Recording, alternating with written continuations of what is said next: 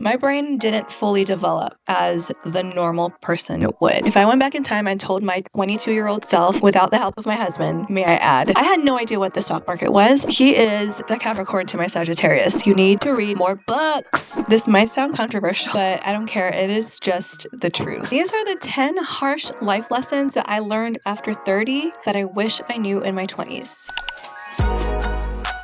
If you don't know me yet, I am just a girl trying to live my best life as authentically as I can. I am essentially starting over with my health, my wellness, my content creator journey. I'm also a mom. If you like this video, please give it a thumbs up. Subscribe to this channel for more content just like this. Before we get started, I wanted to say these are the lessons that have shaped me personally in my life as a woman in my 30s that have absolutely gotten me where I am today, not just in health, but also in relationships, finances, and personal growth. And let's start with number one. Number one might not apply to everyone, but it is a huge lesson that I hope will help someone out there who maybe has felt the same way I did when I was 22 before I turned 25. I have ADHD. I'm very neurodivergent. My brain didn't fully develop as the normal person would. Do not make absolutes until after the age of 25. The reason being is that your prefrontal cortex, the front part of your brain that makes executive decisions, isn't fully formed until 25 because biologically you are technically allowed to make those mistakes. I feel like my brain developed slower than others, like I said, and I am so happy that I did not get married until after the age of 25 because I was a completely different person. Some people marry their high school sweethearts. That is totally fine. But what I'm trying to say is that in general, biologically, humans are not mentally capable of making absolute decisions until the age of 25. So whether it be your career, your love life, or even who you think you are, that might change in a few years after you turn 25. Just saying. You're still evolving and that's okay. Give yourself grace to grow and make mistakes. Number two, college isn't for everyone. If I went back in time and told my 22-year-old self that I did not need college to thrive, I would not have believed you. I was still living with my parents. I grew up in a very, I want to say authoritarian, but also I love my parents to death and they've sacrificed so much for me being immigrants. But over time, as I evolved, as I found my own passions, what I actually want to do in life, and the person that I actually want to become, college isn't the only path to success. The return on investment in college isn't where it used to be 30, 40 years ago. College will discipline you. It will give you skills that you can use in your life. But beyond that, I think what people really want is fulfillment. And a lot of people change over the years. And that was the case for me. I used to be a nurse. I actually spent 6 years in college. The first 2 years of college, I went and had no direction for my life. I was just doing general education courses.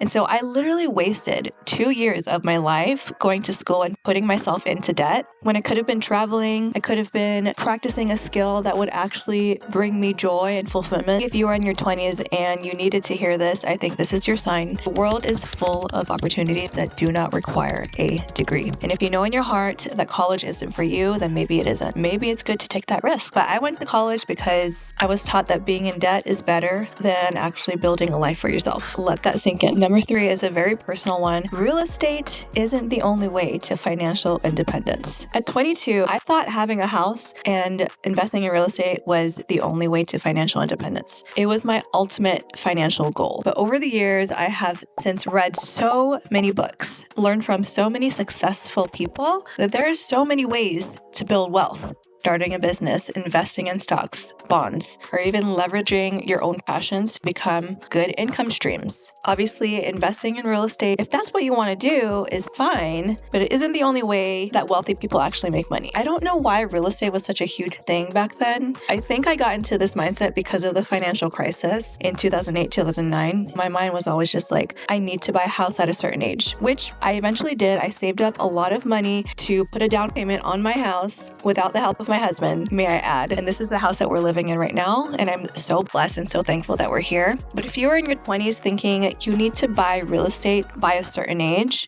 owning a home is so difficult. It is so expensive. When you are renting, your rent is the absolute most that you will ever pay. When you own a mortgage, your mortgage is the absolute least that you will have to pay because you will have to keep updating things, wanting to buy more things for the house. Something breaks, you have to fix it. I just don't want people thinking that real estate is the way to financial independence when it really isn't. And yes, you can use the house as an asset. You can use it as an Airbnb, but ideally no one wants to do that anymore. And like I said, times have changed. People evolve. The market evolves all the time. If you really want long-term financial wealth and you don't have a lot of capital to begin with, invest your money in index funds. Just saying. This goes into number 4, which is save everything until you are financially literate. One of the best pieces of advice as a 32-year-old was talking to a 20-year-old that I can give is to save everything until you can confidently say that you understand money and all the places where you can put your money to grow. I had no idea what the stock market was. I didn't know what bonds were. I didn't know there were MLPs. I did not know any of this till after I bought my house. And the best investors will always tell you to save everything, live below your means, and use that money to compound over time to build actual financial wealth for your future and for your future family. Learn about budgeting, investing, and debt before making big purchases. I am so thankful that I paid off my debt a few years after I became a nurse. And that's only because I was able to live underneath my means and made shit happen for myself. I always did so many things on the side to make money because that is how my brain was wired to be, fortunately. And some people are just not wired that way. They're not wired to have this business mindset, this entrepreneurial mindset. They rely on savings and they keep it in cash and their cash doesn't grow over time. Don't make the same mistake that I did. Invest your money ASAP, even if it's $10 a month. Financial wellness is a huge part of holistic health, at least in my eyes, and it will give you so much peace of mind. Number 5, so cliche, but the best relationship you can ever have is with yourself. I didn't put myself first at all in the first 25 years of my life, and I was constantly looking for ways to please others. I did this to the demise of the rest of my 20s. I was so focused on external validation because of the way that I was brought up as a child, and because I wasn't focused on developing a great relationship with myself and learning how to love myself first. Everything in my life was dictated by the way my brain was wired to be from childhood. This leads into number 6. Number 6 is the second best relationship is the one you spend the rest of your life with, aka your life partner, your spouse, whatever you want to call it. Who you choose to spend your life with will impact everything. I am so blessed to have my husband because he is the Capricorn to my Sagittarius. He balances me out so amazingly well, and he compliments me so well in ways that I've never found in any other relationship that I've had. Your mental health, your finances, money is a huge deal breaker for marriages. Your happiness, the right relationship will uplift you and bring out the best in you. It will feel easy to be with them. If you know yourself well, if you are authentic to your values, your passions, the right person will not take any of that away from you. I promise. Which goes into number 7. You don't need a new relationship. You need to read more books. Oh my God. I think around the age of 24 when I first started getting into reading self-help, self-growth, self-development books, aka just anything nonfiction that could be of benefit into my life. And again, I was 24, so this was before my prefrontal cortex was fully developed. I wish I'd spent less time dating and more time learning. The best thing you can do while your brain is super plastic is continuously learn. Books have given me the perspective in life that I needed to grow and become the person that I was ultimately meant to be. It gave me confidence. It gave me life skills that I never had growing up. And so if you just feel like you are lacking in the love department, maybe that was because of, again, a childhood trauma issue. A lot of the time, people like us, if I'm talking to someone who is similar to me, who are pleasure seeking, who are people pleasing, we usually find validation from others. It's so destructive to personal growth. I was constantly disappointing myself because I put my worth in someone else. And when I finally took, I think it was 2 years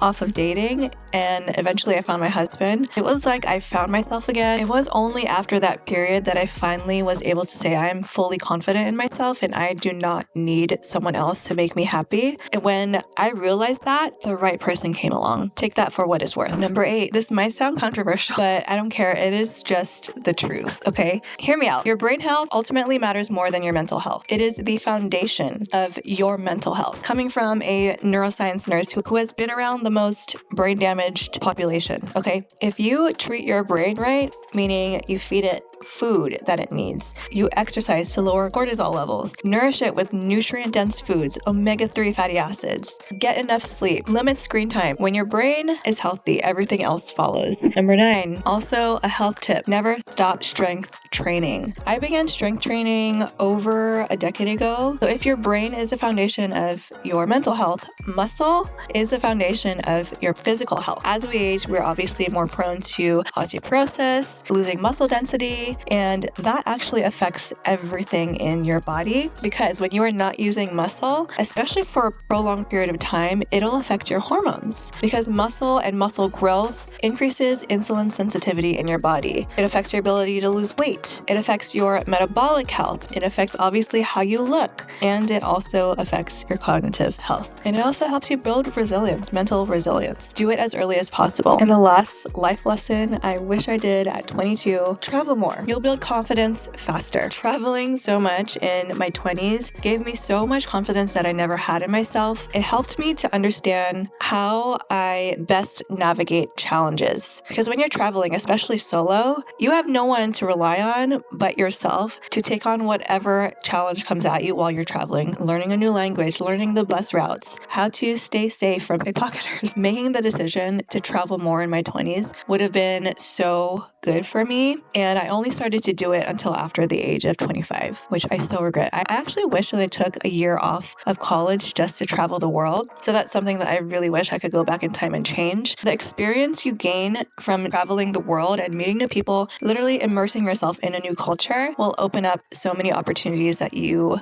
may have never thought possible for you. And it's better than anything material than you can ever have. Start small if you need to. If you are scared of traveling, I will be happy to create a new series on it. If you're thinking about traveling and it makes sense in your finances, I promise you will gain so much confidence in yourself. And that's what ultimately led me to get into the dating scene again, because I realized that I might actually be attracted to different cultures. But before I became a huge traveler, I was so in my bubble and my friend group that I never experienced dating people outside of my culture, which led me to my husband. Just different life experiences that will actually change your perspective in life, help you grow as a person. I hope this video was of value to you. That's ultimately what I'm here to do, is to help you live your healthiest and wealthiest life. Let's go on this journey together. Comment down below if any of these tips applied to you. Let's keep each other accountable. Like this video if you haven't yet, and also subscribe to this channel because lots more content like this is coming out this year. And I put out a new video every single week on Saturdays so far, and daily shorts. Thank you for watching, and I'll see you in my next one. Take care.